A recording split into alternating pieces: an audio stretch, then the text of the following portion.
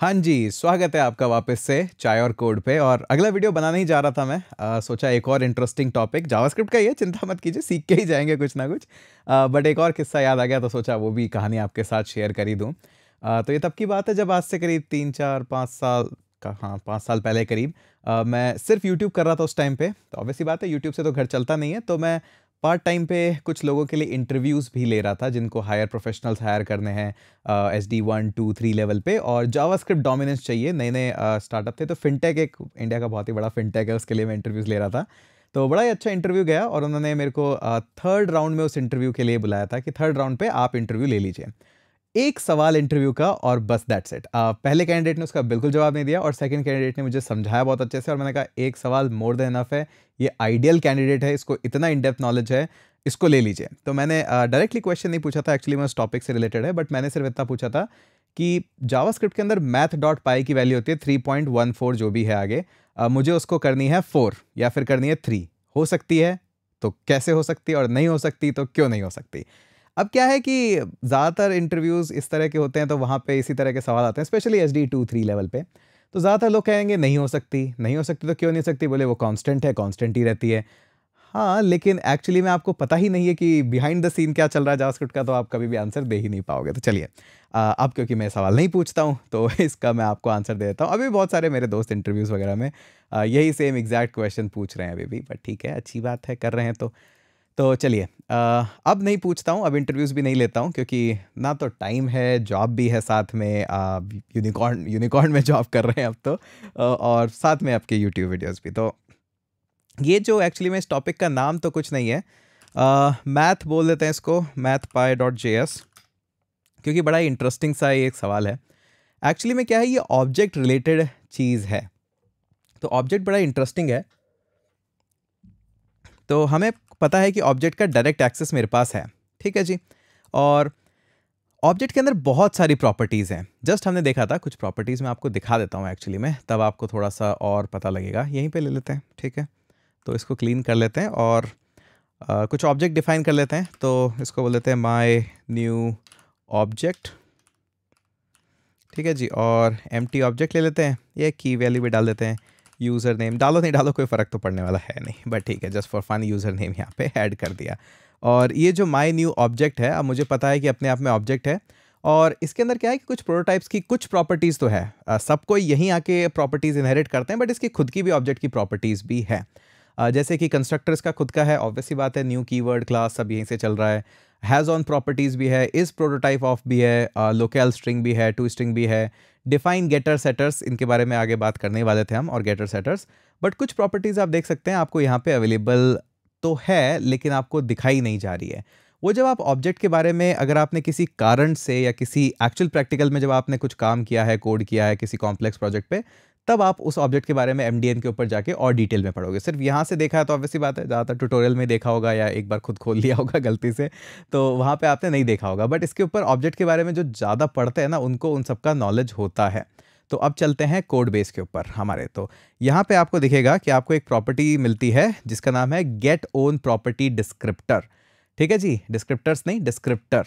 और भी है, get own properties name, symbol, get prototype of, बहुत सारे। तो ये जो एक प्रॉपर्टी है गेट ओन प्रॉपर्टी डिस्क्रिप्टर, और ये आपको एक्चुअली में ऑब्जेक्ट के बारे में कुछ हिडन चीज़ों के बारे में बताती है, जो कि शायद आपने नहीं देखी होगी। बहुत सारे, कई बार मैंने ऐसा भी देखा, एक प्रोजेक्ट हम कर रहे थे, तब वहाँ पे हमें कुछ वैल्यूज़ डेटाबेस के अंदर डालनी थी। एक थर्ड पार्टी डेटाबेस यूज़ कर रहे थे, डेटाबेस तो नहीं, backend as a service use कर रहे थे। वहाँ से जो रिटर्न रिस्पॉन्स हमें आ रहा था, वो दिखने में तो एरे था, ऑब्जेक्ट ही था एक तरह से, बस ऑब्जेक्ट पे लूप नहीं लग रहा था। अब उस ऑब्जेक्ट पे क्यों नहीं लूप लग रहा है? ऑब्वियसली बात है, रिसर्च करी, थोड़ा सा और पढ़ा, इधर उधर देखा, तब फिर बताया कि एक्चुअली में उसकी एक प्रॉपर्टी डिसेबल थी, जो कि उसको इटरेट करने के लिए, ऑब्जेक्ट भी इटरेटेबल रोके जा सकते हैं। तो ऑब्वियसली बात है, जब आप काम करोगे ऐसे प्रोजेक्ट्स पे तभी आपको पता लगेगा।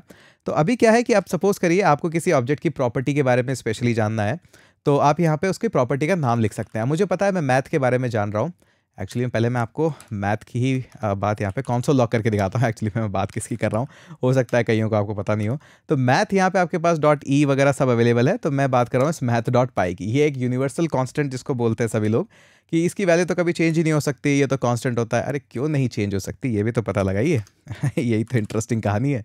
तो आपकी ये math.py की वैल्यू है 3.145 ये रहती है। और इसको अगर आप ओवरराइट करना चाहें तो एक्चुअली में नहीं कर सकते हैं आप। math.py है, मैं तो चाहता हूँ वैल्यू 5 हो जाए, ऑब्वियस सी बात है, हो गई तो गड़बड़ हो जाएगी, ऐसी नहीं होनी चाहिए। तो अभी यहाँ पे आप देखेंगे और वापस से करेंगे कि math.py की जो वैल्यू है वो दोनों बार सेम ही रहने वाली है। आपने तो ओवरराइट कर दी बट वो ओवरराइट हुई नहीं। तो क्या ऐसा भी हो सकता है कि ऑब्जेक्ट की कोई वैल्यू को मैं टच ही नहीं कर पाऊँ? और अगर इसको टच नहीं कर पा रहा हूँ तो क्यों नहीं कर पा रहा हूँ, क्या उसके पीछे रीज़न है? तो मैं वहाँ बिहाइंड द सीन आपको लेके जा रहा हूँ। अब मुझे पता है आप सभी को इंटरेस्ट है इस बात में, नहीं होता तो आप इतनी देर बैठते ही नहीं यहाँ पे और सब्सक्राइब भी नहीं करते, है ना? पर ठीक है, तो चलिए मैथ और एक्चुअली में इसकी प्रॉपर्टीज़ देखने के लिए मैथ तो आप डायरेक्ट लिख सकते हैं। और जो आपको प्रॉपर्टी देनी है वो एक्चुअली में की, कौन सी की के ऊपर आप वो वैल्यू दे रहे हैं, क्योंकि देखिए मैथ एक्चुअली में वो की नहीं है जिसकी वैल्यू आ रही है। डॉट पाई जो है, पाई आपकी प्रॉपर्टी का नेम है और उसकी वैल्यू है 3.4, ठीक है? तो ये एक स्टेप हो रहा है। तो मैथ जो पूरा मॉड्यूल है उसके अंदर से मुझे चाहिए किसकी वैल्यू? पाई की। तो पाई की वैल्यू आप सिंगल कोट डबल कोट कैसे भी लिखो, कोई फर्क नहीं पड़ता है, तो वो वैल्यू चाहिए। अब ऑब्वियसली बात है वो वैल्यू आपने ले तो लिए बट स्टोर कहाँ कर रहे हो? स्टोर भी तो करें उसको। तो डिस्क्रिप्टर ही बोल देते हैं इसको कि डिस्क्रिप्टर, और ऑब्वियसली बात है डिस्क्रिप्टर को प्रिंट भी कराना पड़ेगा तभी तो पता लगेगा। ये लीजिए डिस्क्रिप्टर हमने प्रिंट करा लिया। तो अब चलते हैं आगे। अरे आ जाइए सर, कहाँ गए? ये लीजिए, तो डिस्क्रिप्टर की वैल्यू जो आई है हमारे पास, दिख रही है आपको? तो एक बार फिर से प्रिंट करा लेते हैं। तो डिस्क्रिप्टर की वैल्यू जो आई है वो आई है कि ठीक है, इस डिस्क्रिप्टर की पाई की जो वैल्यू है वो यहाँ पे हार्ड कोडेड यहाँ इन्होंने लिख रखी है, बहुत अच्छी बात है। राइटेबल एक प्रॉपर्टी है जिसको फॉल्स कर रखा है। अब अच्छा, ये क्योंकि ऑब्वियसली बात है इंप्लीमेंटेशन है कोड जावास्क्रिप्ट इंजन का हमारे ब्राउजर के अंदर या नोड के अंदर, तो आप कितनी भी बार इसको ओवरराइट करने की कोशिश करो, ये प्रॉपर्टी इतनी ज़्यादा in detail in depth hard coded false कर रखी है C++ में, और चेक्स भी हैं कि आप इसको ट्रू नहीं कर सकते हो। इसको इन्यूमरेबल भी नहीं है और ये कॉन्फ़िगरेबल भी नहीं है।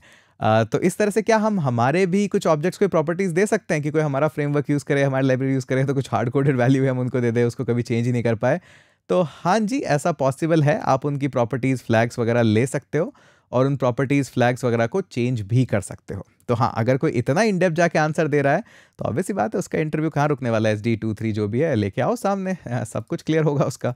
ठीक है, तो अब आपको पता लग गया कि हाँ, इस तरह की प्रॉपर्टीज़ होती है ऑब्जेक्ट के अंदर, तो इस तरह की प्रॉपर्टीज़ आप खुद भी डिफाइन कर सकते हो और कर सकते हैं। अब ऑब्जेक्ट डिक्लेयर करने के देखिए कई तरीके भी हैं। आप फैक्ट्री फंक्शन भी यूज़ कर सकते हैं, जैसे ऑब्जेक्ट डॉट क्रिएट, ये मेथड भी यूज़ कर सकते हैं, तो आपका ऑब्जेक्ट बन जाएगा। बाय डिफ़ॉल्ट वैल्यू इसके अंदर नल होती है, या चाहें तो आप ऑब्जेक्ट भी डाल सकते हैं। और हम कर सकते हैं कॉन्स्ट माय न्यू ऑब्जेक्ट, ये लीजिए बन गया आपका ऑब्जेक्ट। तो कोई दिक्कत वाली बात नहीं, ऐसे बना सकते हैं। हम डायरेक्ट ही बना लेते हैं।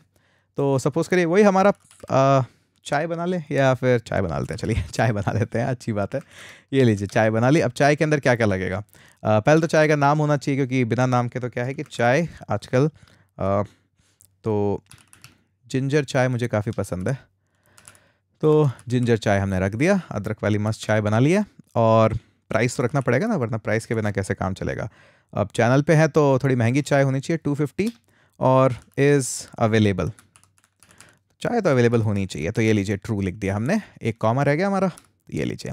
अब ये हो गई हमारी वैल्यूज़ और इसके अंदर सारी बातें आ गई है। अब चाहे तो आप इसको कंसोल लॉग करा सकते हैं, कोई दिक्कत वाली बात है ही नहीं। आपको पता है कि अब आप चाय को कंसोल लॉग करा सकते हैं, ठीक है। बाकी इसको हम हटा देते हैं क्योंकि इसकी वैल्यू ज़रूरत नहीं है।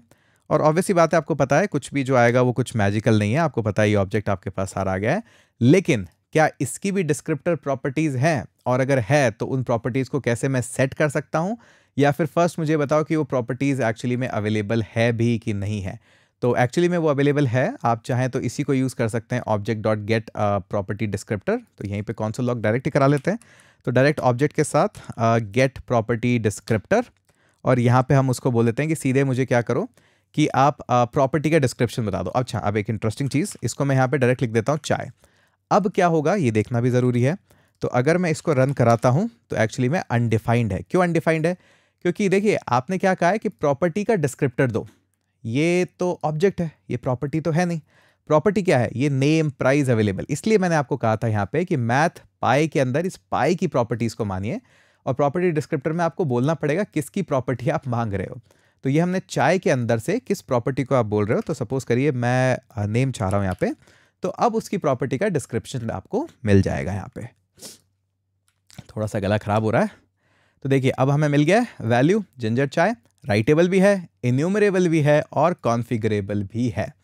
देखा, तो आप इस तरह से आप वैल्यूज़ को ले सकते हो और पूरा का पूरा डिफाइन कर सकते हो। अच्छा, इतना काम तो हो गया, लेकिन क्योंकि मेरा ही कोड है, मैंने ही बनाया है, तो इतना कंट्रोल तो दो ना मुझे कि मैं इसकी प्रॉपर्टीज़ को छेड़ पाऊँ यहाँ पे।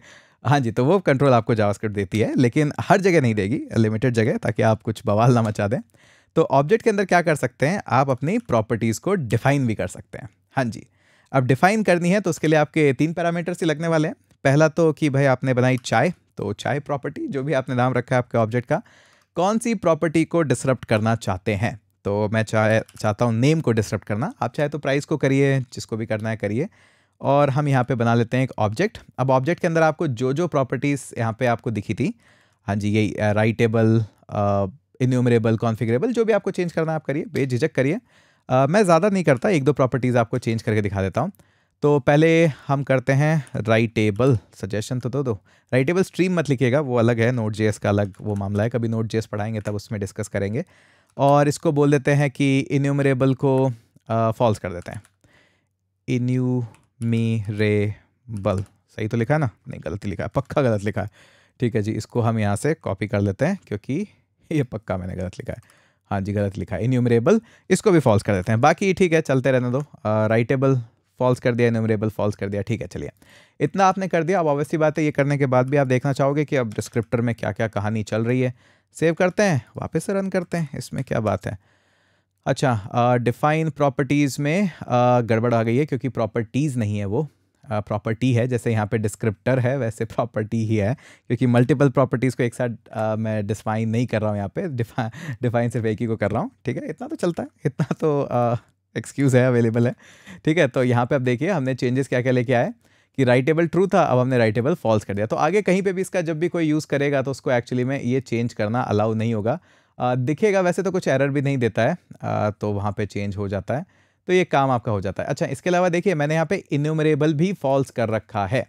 अच्छा, इन्यूमरेबल फॉल्स कर रखा है, तो एक्चुअली मैं थोड़ी सी देर के लिए हम इस कोड को, इस पोर्शन को कमेंट करते हैं और इसके ऊपर लूप वगैरह लगा के देखें। चलिए लूप लगा के देखते हैं।